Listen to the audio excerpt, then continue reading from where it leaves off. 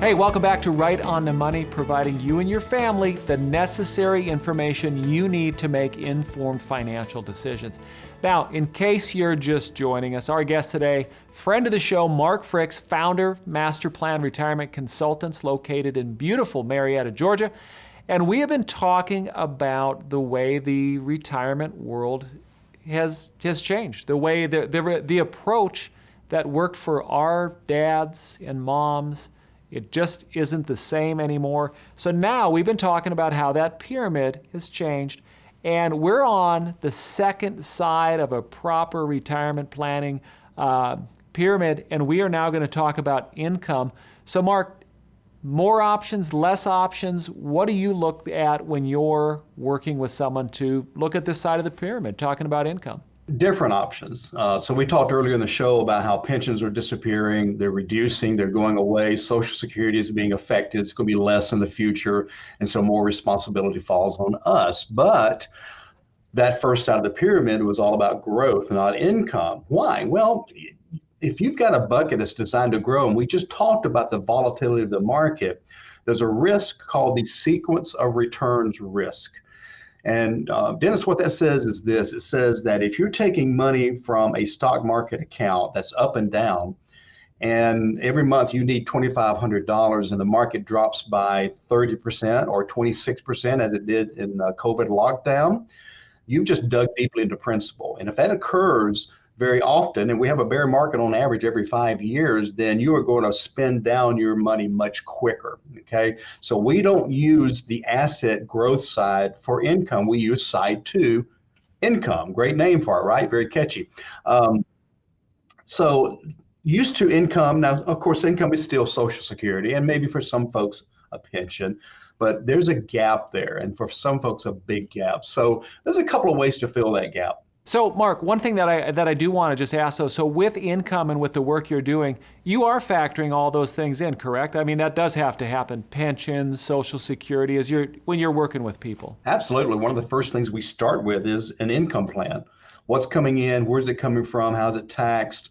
And then where's the gap? And then we start filling the gap with side two, which is the side of the income. When it comes to Social Security, I'm hearing all kinds of things about maybe in 15, 20 years that we're going to start seeing reduced benefits. Now, I know that there's been talk of that before, and I know that no politician wants to be the politician that votes that in. But is that a reality that we've got to be thinking about? Well, Dennis, if you look at since Social Security came into being, there have been 7 major changes to it. So there are major changes coming as well. Now, whether it's a reduction in 2032 or 2033 because we didn't fix it, or it's a reduction because they did fix it. Either way, there's going to be a reduction. There's going to be maybe less cost of living increases. There's going to be more taxes, maybe almost certainly an older retirement age before you can collect Social Security. So there are changes coming, and it's going to be less. It's not going to be more, okay? So just go ahead and factor that in. How big of a factor is the fact that, quite honestly, we're all living longer? Well, that's another big part of it as well. Social Security will last a lifetime.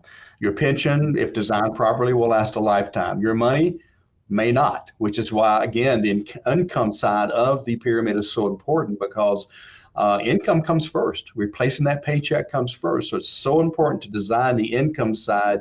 It's probably more important than side one, which is the asset side. They're both necessary, but income, that's all. That's everything in retirement. Now, does the income side, how big of a factor on the income side is inflation, or is that that's why we had the previous side? Well, not entirely. When we do an income plan, we include inflation on income. So we'll use maybe 1.5% to 2% on Social Security increases.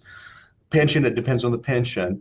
But for the income need, we will add between 3% and 4% on the income need. So you already see that there's going to be falling behind as you age.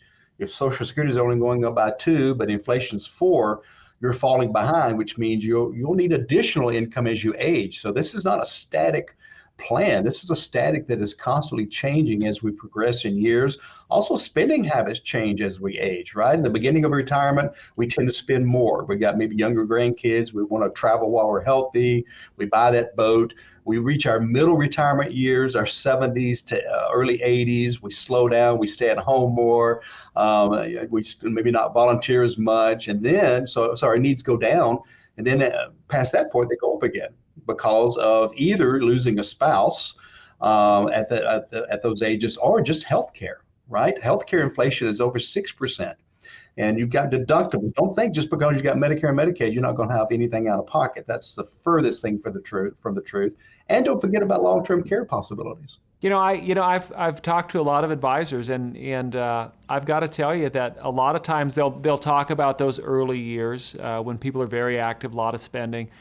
But then they seem to go along a tangent of, well, you're going to be spending less and less because you're going to be doing less and less.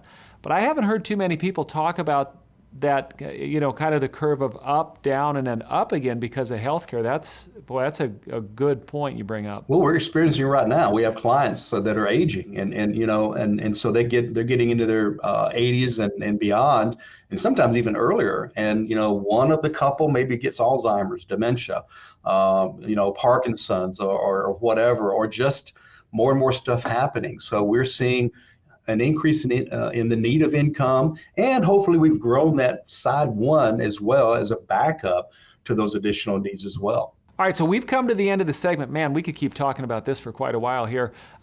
We need to jump though, because we have two more sides to the pyramid. One of them deals with the government, and then the other one deals with, knock on wood, your grandkids and kids beyond, all the way down the generation. So we've got two more sides of this pyramid to tackle. We'll see you on the other side of the break with me, you, and Mark. So we'll see you there.